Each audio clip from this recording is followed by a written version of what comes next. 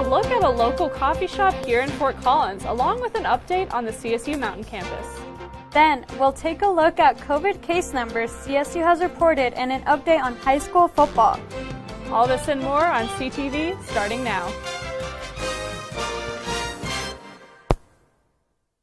Good evening, Rams. I'm Ren Wadsworth. And I'm Jen Platero. We have an exciting show for you tonight. Let's get right into it. With the recent move to fully online school at the University of Boulder, some may wonder if Colorado State is the next. But one team at CSU meets every day to come up with new ways of testing students at Colorado State University for coronavirus to ensure they can finish their semester out in person.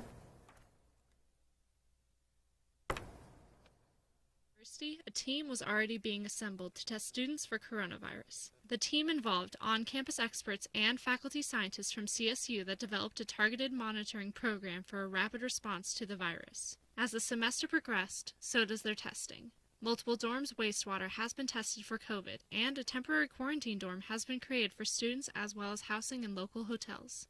And we've been instituting testing in response to dorm signal. As a result, we've been able to identify several hundred people that were completely asymptomatic and would not have otherwise been identified, and put them in quarantine so that we can reduce the spread. And I think that's one of the big reasons why CSU has been able to go this long while staying open. But Pitcoke says they aren't stopping yet, and the team devised spit tests instead of the common nasal swab test for COVID. Testing will also likely be expanded to other groups who live in close quarters like sorority and fraternity houses. Whatever the future may hold, Colorado State University students and faculty can breathe a little easier knowing there is a team of professionals keeping the virus in check every day. Ren Wadsworth, CTV, Channel 11. Testing will be held every day, and you will be notified via email or call if you are considered a high-risk student that they recommend gets tested.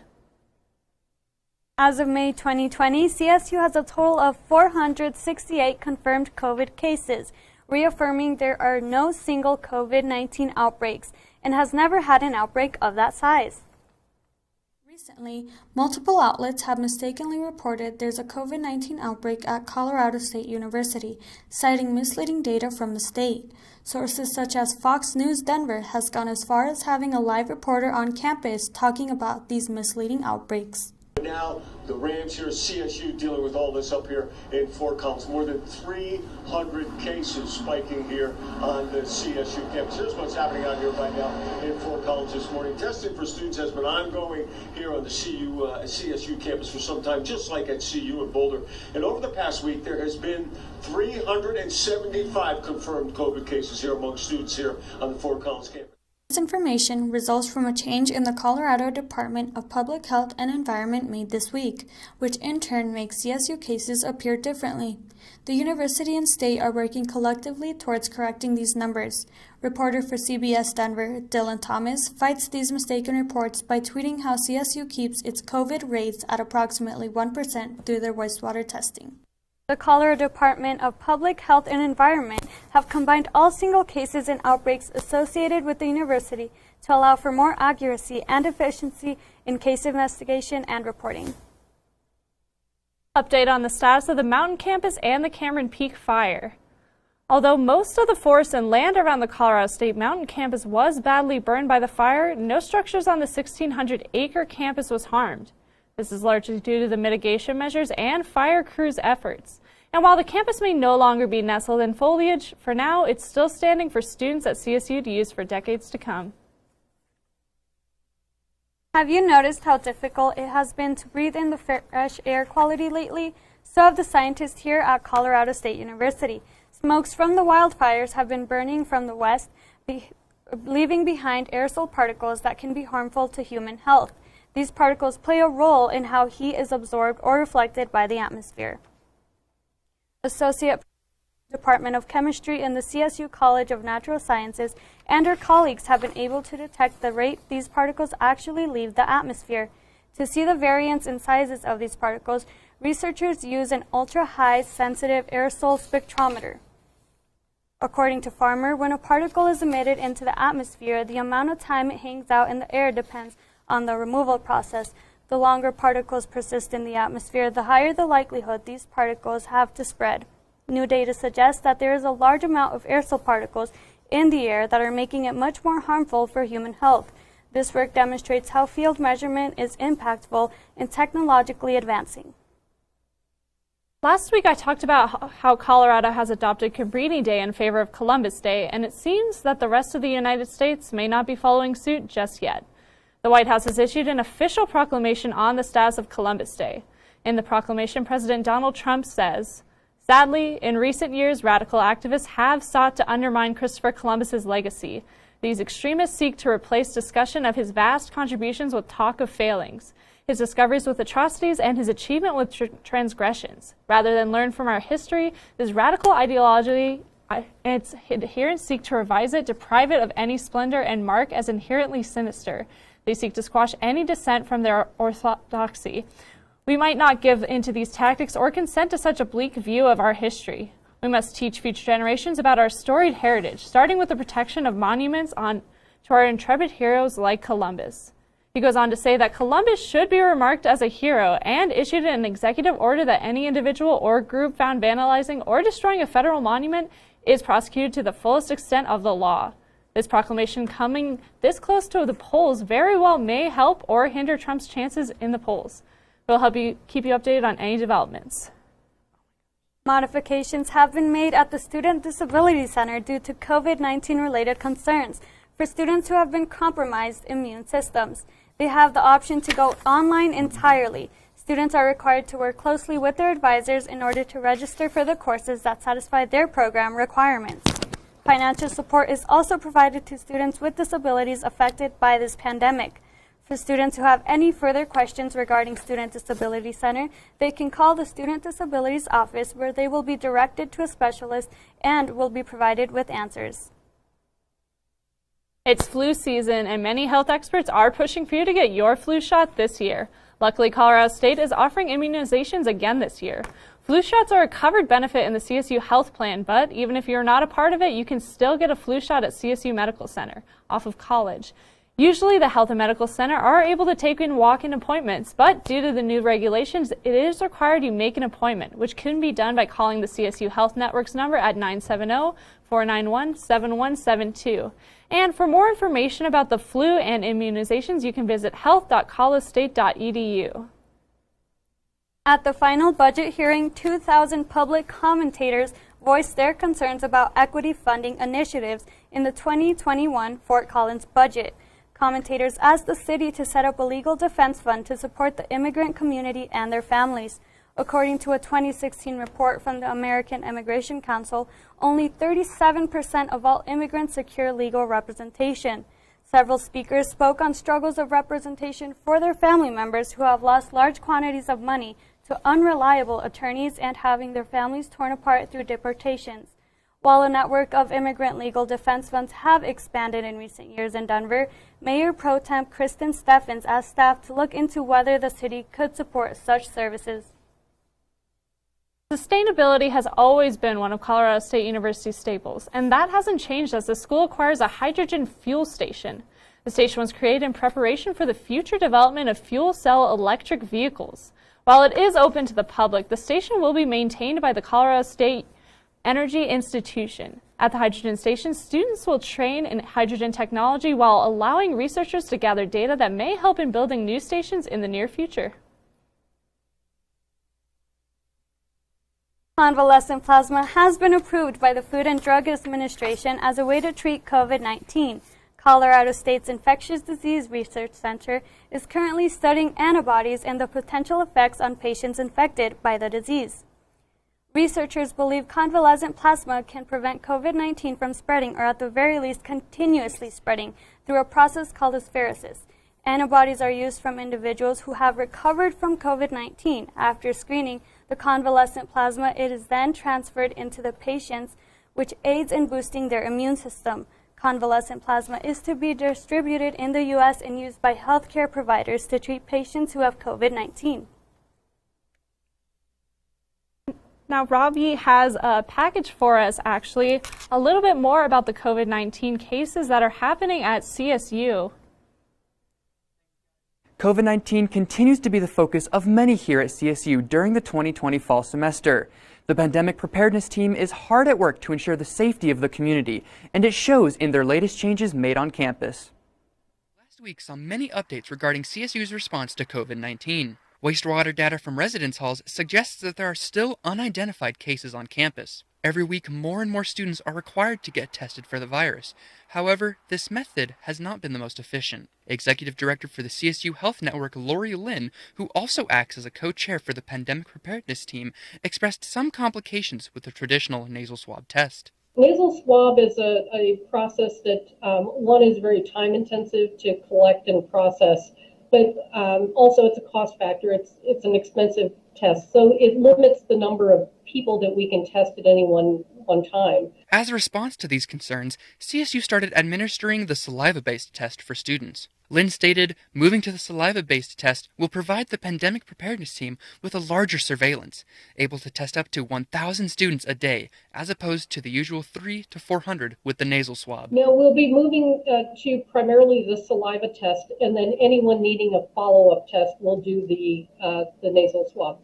While more students are being tested every week, more positive cases are also surfacing. This has resulted in CSU's quarantine and isolation hall to fill up on students. To continue housing infected students, CSU began a contract with the Best Western University Inn on South College Avenue. Newly positive COVID students have been transferred there and will carry out the rest of their quarantine until they can be transferred back. Now that these changes are being implemented, the question remains, what will next semester look like? Lori Lynn believes that all the extent to which CSU is enforcing public health safety protocols, returning back for next semester is a high possibility, but only time will tell.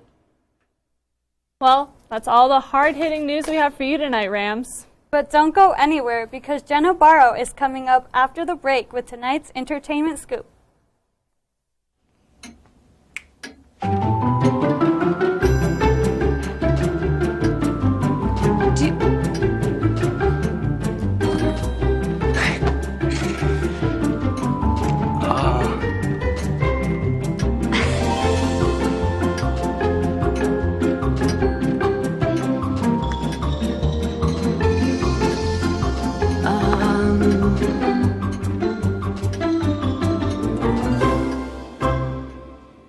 Listen, you're my friend. I noticed you haven't really been yourself recently. Yeah, I feel like something's up. How are you? Are you okay? Is there anything you want to talk about? I just want to know how you're feeling. And listen, even if you don't know what to say, I'm here to talk. No matter what you're going through, I just want you to know I'm here. I've got your back. When you want to talk, I'm here.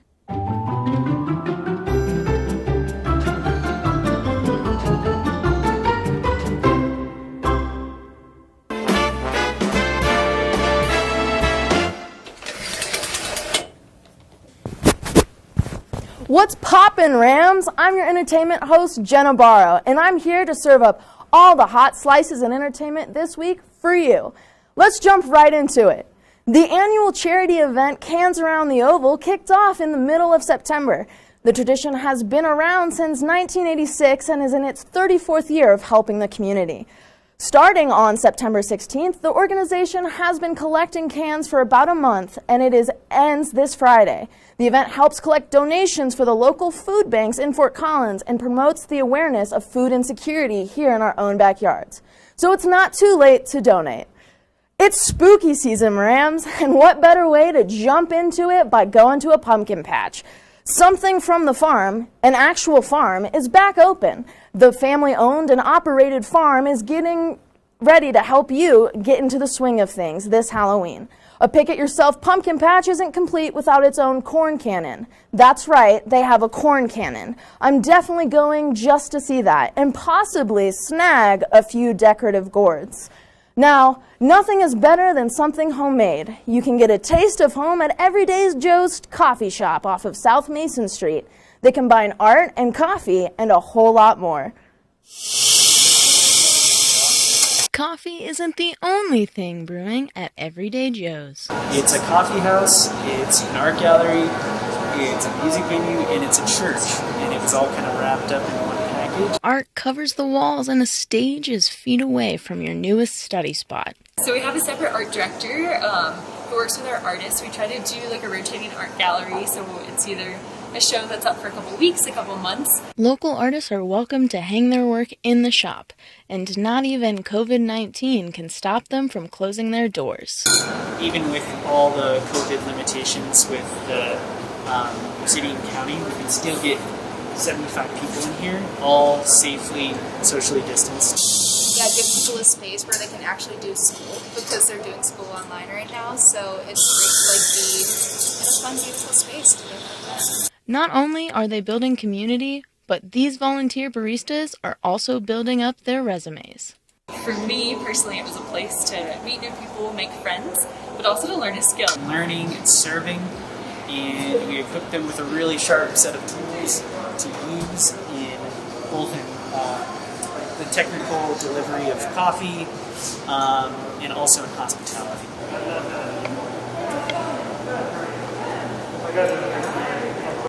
I'll tell you what, that coffee was as immaculate as it looked. I definitely think I found a new study spot and community. Want to indulge yourself in a luxury for a night? I know I would. But luxury to go? Say less. Get Plattered, a charcuterie to go business, just opened its doors to Fort Collins, its first ever to go charcuterie business. Fresh fruit, aged cheeses, and assorted meats can be ordered to be picked up or delivered. They are open from 11 a.m. to 8 p.m. daily, but with all that fancy food, you might be parched. Need something to pair with that luxury taste? How about a glass of some cider? Another new addition to Old Town, Locust Cider is surely here to quench your thirst. They originally are from Washington, but Locust Cidery has extended its reach with 10 tap rooms, including one in Boulder. Each comes with 16 of their ciders on tap, and the new cidery in Foco opens this fall, and I can't wait to check it out. Well, Ramley, that's all I've got for you tonight, and I hope you enjoyed this week's guide to the hustle and bustle of Foco. Don't go anywhere, because Cameron Evig will be back after the break with this week's weather. So there you are, shuffling through a stack of resumes, and you come to mine. This is it. First impression. My way in. But here's the thing. Can my resume show you how I truly stand out? Can one piece of paper really tell you my whole story? Like that I was studying, going to night school while working 2 jobs just to help my parents pay for groceries. Or how anytime there was an opportunity, I was the first one to step up. Because I wasn't gonna let my life, my circumstances dictate who I was gonna become. And all of that determination, the commitment, the drive, that's me. And that's something you just can't put on paper. Look beyond the resume. Discover new ways to develop great talent, like me.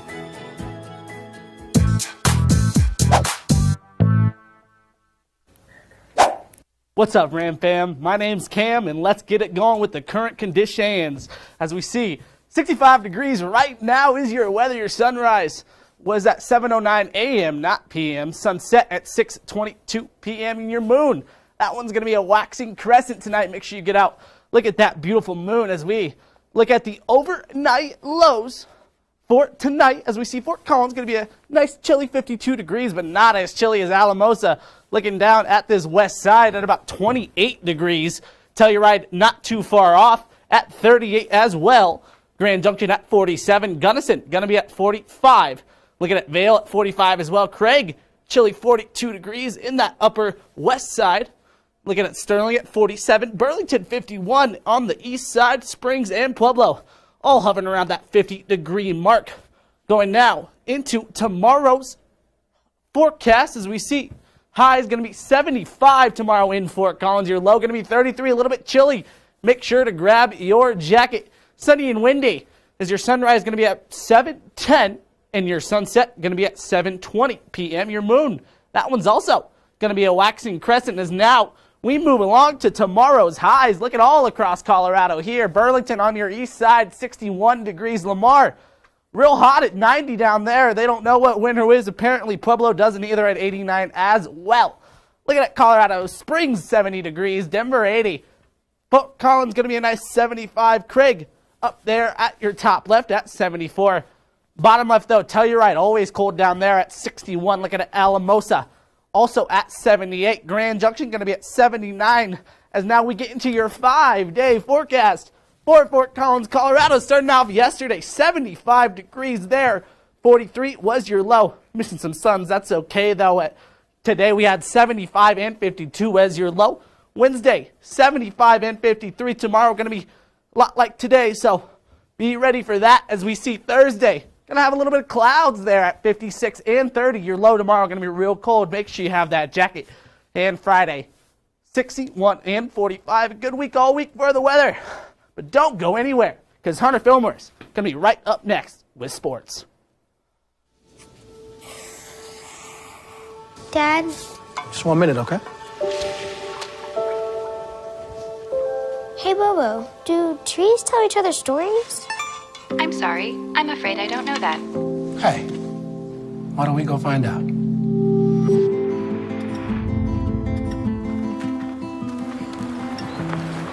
Listen. Do clouds take naps? I couldn't tell you.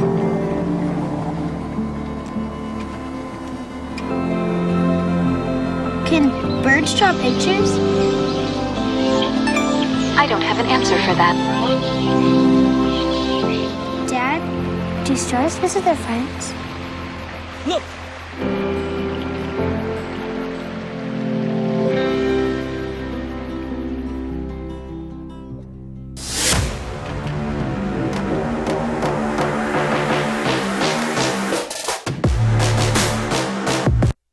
Hey Rams, welcome back from the break into another week of Hunter's Hotspot. Now that we are already in October, fall is officially in full swing, and that means that all levels of football, from high school to the pros, have returned. Let's kick things off tonight with some local high school football. The first team to take the field and kick off their fall 2020 season here in Fort Collins was Rocky Mountain High School, and they did so in a dominant fashion, defeating the visiting Prairie View Thunderhawks 28-0 on Thursday night.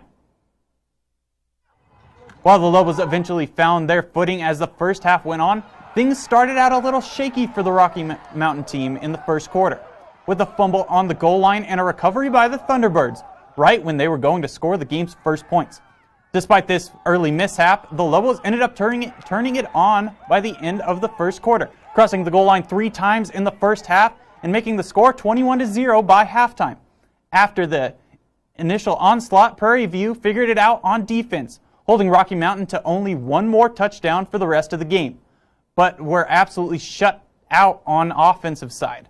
Unable to capitalize on the great second half effort, by the game's end, the game stats demonstrated the impressive performance by the Lobos, finishing with nearly 400 yards of total offense and holding the Thunderbirds to only 257 yards, 19 of which were through the air.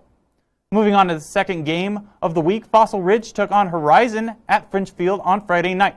This game was much closer than the first.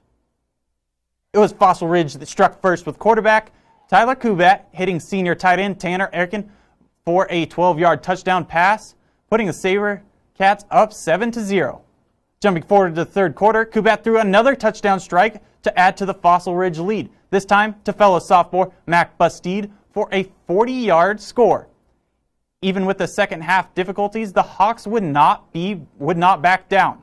Recording an interception in the SaberCats territory, the very next play they were in the end zone with a 25-yard touchdown pass, making the score 13-7. In the fourth quarter, Horizon completed the comeback, taking the lead 14-13 with another scoring strike. However, the SaberCats were not finished. With 7 minutes left in the fourth, Kubat connected with Bustede one more time with a game-ending score. The SaberCats ended up winning 21-14. Now on to the final game of the week, where the Pooter Impalas hosted the Fairview Knights on Saturday morning, once again at French Field. Unlike the other teams within the Fort Collins area, the Impalas struggled, falling to the lopsided loss. Pooter was unable to get anything going, especially on offense, where they were shut out by Fairview. On the other side of the ball, the Knights controlled the pace of the game, hitting Pater 3 times, twice in the first half and once in the second. Fairview would ultimately get the win 19-0. kicking off their season 1-0. This week there will be no games in Fort Collins as all of the Fort Collins high schools will hit the road. Unlike last week, all 3 games will be played under the Friday night lights like they would regularly be scheduled. Fossil Ridge will be at Prairie View as the SaberCats will take on the Thunderhawks. Hooter will be traveling to Smoky Hill to take on the Buffaloes, and Rocky Mountain will be playing Fairview over in Boulder. Now let's up the level of play a little bit, from high school to the pros, and covering some more ongoing NFL news. After the postponement of the Sunday's NFL game against the Patriots and Broncos due to a pandemic-related outbreak within the Patriots organization, the NFL has made major schedule changes in order to put the contest in at a later date. All of these adjustments will impact a total of 9 teams in the NFL, including the Titans, who have already missed the game pushed back due to COVID-19, the Chiefs, the Chargers, the Bills, the Dolphins, the Jets, the Jaguars, and, of course, the Broncos and Patriots. After all of these changes, Denver's game against the New England Patriots will be played on Sunday at Gillette Stadium. Looking at the rescheduling a little further, the team that is most affected by the rescheduling is the Chargers. They're on a bye week this week, and to their next game against the Jets will be changed from week 6 to week 11. Their contest versus the Jaguars will be week 7 rather than week 8, and their divisional matchup against the Broncos will be played in 2 weeks when they would have played Jacksonville. Even with all of this, we still aren't completely done with the Chargers' schedule just yet. The Chargers will play the Dolphins week 10, pushing the Broncos-Dolphins game that they would have played this week to week 11. The Chargers are struggling as it is, but I think this is going to be a good week for the Chargers to have that bye week so that Justin Herbert can get back into the game. With all of these schedule changes, you might need some advice on who to start this week in fantasy. Don't worry though, I'm here to break down some players to target during this heavy bye week. Some of your best options will be delegated to the bench. In week 6, there are 4 teams on the bye, including the Saints, the Seahawks, the Chargers, and the Raiders. Now that we've gotten through that background info, let's finally jump into the fantasy picks for this week. To start things off, I really feel like you should look at ascending wide receiver Justin Jefferson for week 6, especially with all of these buys. Jefferson is a great player to go for. He has a favorable matchup against the Falcons as they are depleted at that defensive back position. Another positive is that Thielen is on the team, so he's going to get a lot of those targets that you're going to see. So that means that they're going to have to game plan for both Thielen and Jefferson. With Metcalf, Thomas, Lockett, Allen, and Ruggs all on the bye this week, Jefferson is going to be another possibility that you can go to in that wide receiver 2 slot. In his recent games, he's either been a bust or a boom, but I think that he's going to pick things back up in this next game, and we'll see how it goes for him. Thielen is another option if you don't already have, if you don't have Jefferson on your team. Definitely start Thielen for this week. Moving on to my sleeper pick for this week, Dolphins quarterback Ryan Fitzpatrick is an option at quarterback that every fantasy owner should keep an eye on. Again, with all of these buys, Russell Wilson is going to be out. He is the #1 fantasy quarterback. Drew Brees is going to be out, and Justin Herbert will also be out. And if you're looking at Dak Prescott, who just got knocked out, that means that Fitzpatrick is going to be an option, and he has done very well. Fitzpatrick is only owned in 22% of his leagues, making him pretty easy to pick up on that waiver wire. He's averaging over 20 points and is coming off a season high. Excuse me. That's all we have for tonight.